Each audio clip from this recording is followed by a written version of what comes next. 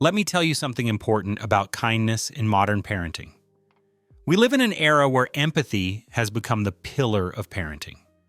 We have built an entire philosophy around the idea that children primarily need understanding, validation, and unlimited emotional space. 'Tis a movement born from good intentions, from the desire to break the cycles of authoritarianism and harshness that marked previous generations. And yet, in many homes, something isn't working as it should. Parents who follow every principle of gentle parenting find themselves with children who are often more anxious, not less. Families that practice constant validation live in a state of continuous tension, where every emotion becomes an event requiring immediate attention. And the parents themselves, those who have embraced this philosophy with full dedication, often feel exhausted, inadequate, trapped in an impossible standard. Here lies the question few truly stop to consider. Why does such a loving approach sometimes produce results so different from what was hoped for? Why can kindness, when taken to the extreme, turn into something that no longer resembles safety? This is not a criticism of kindness itself. It is an exploration of what happens when a correct principle loses its boundaries, when empathy becomes the only tool in a parent's hands. Because beneath the surface of this philosophy lies an entire psychological architecture we are building in our children, one that defines how they will learn to handle frustration, recognize limits, and feel safe in the world. And sometimes, in the quietest and kindest homes, a deep anxiety hides, one that no one knows how to name. There is something fundamental that happens when every emotion is treated with the same intensity. Gentle parenting teaches that children's feelings matter, and that is absolutely right. But when every frustration receives the same level of attention as a real crisis, a distortion in the child's perception is created. A child cries because the sandwich was cut the wrong way. The parent stops, sits down, validates. I see that you're very frustrated. This made you feel out of control. The moment expands, becomes significant, is processed with the same seriousness one would give to real trauma. And here is the hidden problem. Validation is essential, but when it replaces boundaries, when it becomes the only available response, children no longer feel safe. They feel lost in a sea of emotions that no one contains. Because children don't just need to be heard. They need to know that someone is able to handle what they feel, to give it shape, to set limits. Think of it this way: a boundary is not a punishment, it is a structure. It is the riverbank that allows the water to flow instead of flooding everything. Without boundaries, emotions don't flow. They expand, they amplify, they become overwhelming. For the child and for the parent. Developmental psychology research shows something clear. Children who grow up in environments with clear and consistent boundaries develop greater emotional regulation. Not because their emotions are ignored, but because they learn that emotions have a beginning, a peak, and an end. That one can feel something intensely and then move on. That an adult can hold their discomfort without collapsing. When every emotion is validated endlessly, without a moment in which one says, "I see you, and now let's move on," the child learns that their emotions are so powerful, even adults cannot manage them. And that is a terrifying truth for a young child. There is another subtle dynamic that emerges in gentle parenting. The fear of being authoritarian leads many parents to explain every single rule in detailed, almost academic ways, as if rational understanding were the only path to voluntary cooperation. We don't throw toys because they could hurt someone, and respect for others is fundamental in human relationships, and we want to build empathy that will stay with you your whole life. The child is 4 years old. He stopped listening after the third word. Not because he is not intelligent, but because his brain is not yet wired to process complex logical chains when he is in the middle of a strong emotion. Neuroscience teaches us something important. When the limbic system is activated, the prefrontal cortex, the part responsible for logical reasoning, is less accessible. In simple terms, when a child is emotionally activated, they cannot process long explanations. They need something short, clear, firm. We don't throw toys. It hurts. That's all that is needed in that moment. The deeper explanation can come later when the nervous system has calmed down, when there is space for reflection. But there is an even more subtle effect. The more a parent explains, the more the child perceives uncertainty. Because a confident adult doesn't need to convince. They simply guide. When every rule becomes a rational negotiation, the child learns that rules are debatable, that everything is negotiable, that the parent's authority is always up for discussion. And paradoxically, this doesn't create more autonomous children. It creates more anxious children because they feel they must understand and justify every aspect of life before moving through it. One of the core teachings of gentle parenting is the emotional regulation of the parent. Model the calm you want to see. It is a beautiful principle. But what happens when it becomes a mask? Many parents who follow this philosophy find themselves completely suppressing their frustration, hiding every sign of tiredness or exasperation. They smile while inside they are collapsing.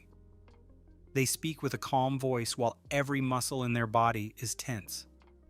Children perceive this incongruence. They have an incredible ability to read body language, micro-expressions, the quality of the energy in a room. When a parent's words say, "Everything is fine," but their body says, "I'm at my limit," the child receives a confusing and destabilizing message.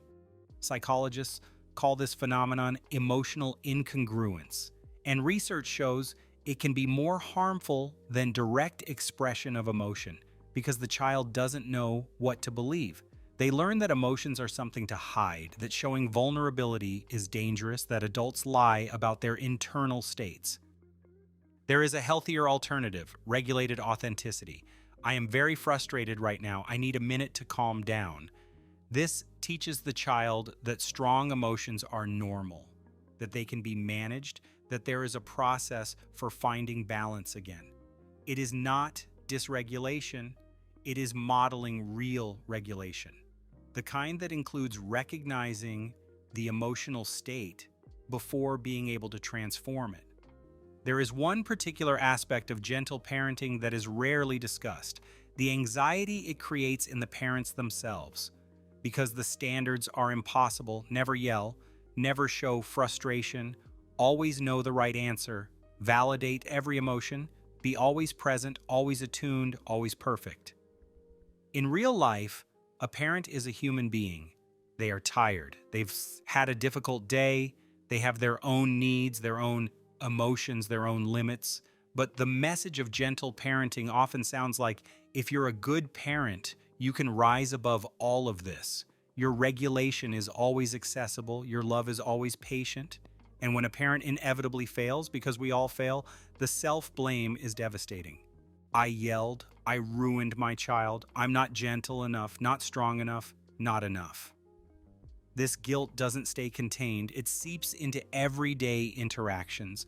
The child feels it. They sense that parent is constantly in a state of inadequacy, constantly worried about making mistakes. And paradoxically, this creates more anxiety in the child, not less. Because children don't need perfect parents. They need human parents who can say, "I made a mistake," and move on. Who can show that mistakes don't destroy relationships, that love survives imperfection. A side effect of gentle parenting taken to extremes is that many children learn that every limit is negotiable because everything is explained, everything is discussed, every no is softened with empathy and room for dialogue. It's time for bed. But can I have 5 more minutes? I understand that you want more time, and it's important for me to hear your needs. And so the discussion goes on. Children become expert negotiators, not because they are manipulative, but because they are learning that boundaries are fluid, that with enough argument or emotion, they can shift any limit. But here's what's missing in this dynamic. Children don't actually want everything to be negotiable.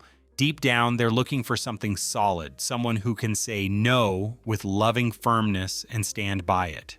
Because that firmness is what creates safety. It's knowing there is an adult who can handle their discomfort, who won't crumble under their protest. A clear no, said calmly and upheld consistently, communicates something profound. I can contain your frustration. I don't need your agreement for my love to remain intact. You can be angry with me, and I will still be here. Now let's talk about what is perhaps the most significant distortion of gentle parenting: the way discomfort is perceived. Many parents, in an attempt to protect their children from pain, have begun treating every small frustration as if it were a traumatic event. A child cries because they can't have a treat. The parent worries, "He's very upset. I have to help him process this. I have to make sure he doesn't feel abandoned in his pain." But here's the truth.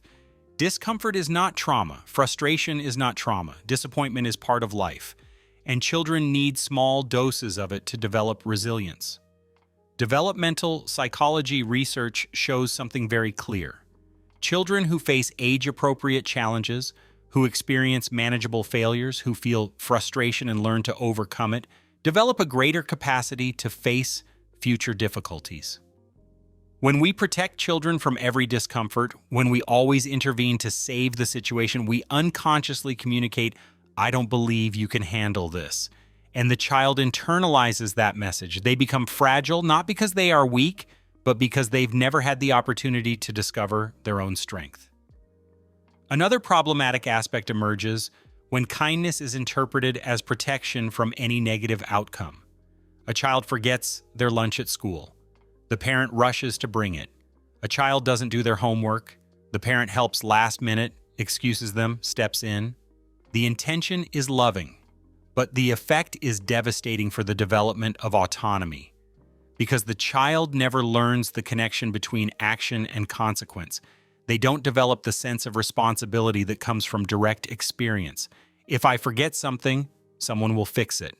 That is the message being transmitted, and in the short term, it seems to protect the child from pain, but in the long term, it creates an adult who doesn't know how to handle failure, who collapses at the first real difficulty, who always waits for someone to come and save them.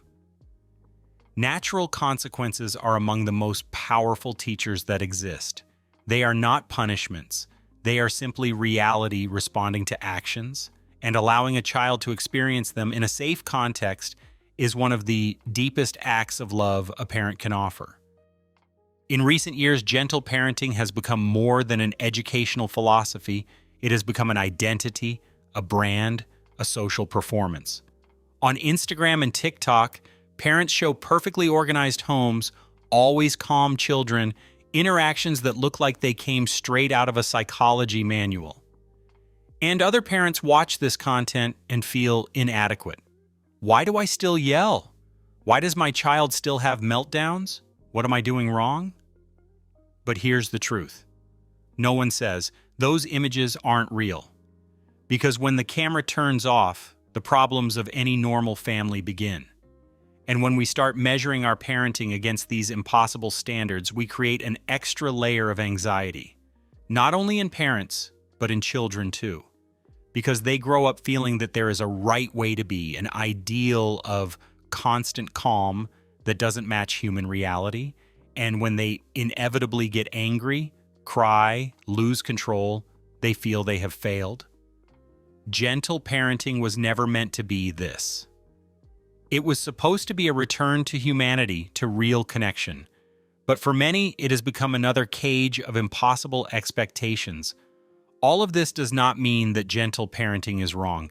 It means it needs balance. Because children don't need only sweetness. They also need structure. They don't need only empathy. They also need boundaries. They don't need perfect parents. They need present parents.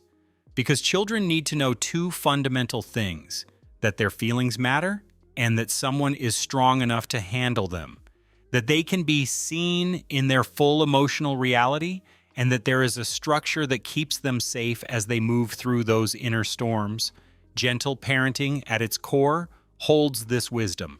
But it gets lost when it becomes ideology, when principles turn into rigid rules, when the fear of mistakes replaces trust in parental instinct. Perhaps what we really need is to return to something simpler: the shared humanity between parent and child. A parent who can be gentle and firm, who can listen and guide, who can show vulnerability without falling apart, who can admit mistakes and repair them, who can be present without being perfect, and a child who learns that emotions are natural but manageable, that boundaries are not punishments but protections. Because in the end, our children won't remember whether we followed every principle of gentle parenting perfectly. They will remember whether they felt loved, seen, and safe. And that safety comes from the balance between tenderness and strength. This is what our children seek, and this is what we can give them if we stop chasing the ideal and start embracing the real. Write me your thoughts in the comments about the topics I covered. I truly want to know what you think, and subscribe to the channel for more videos.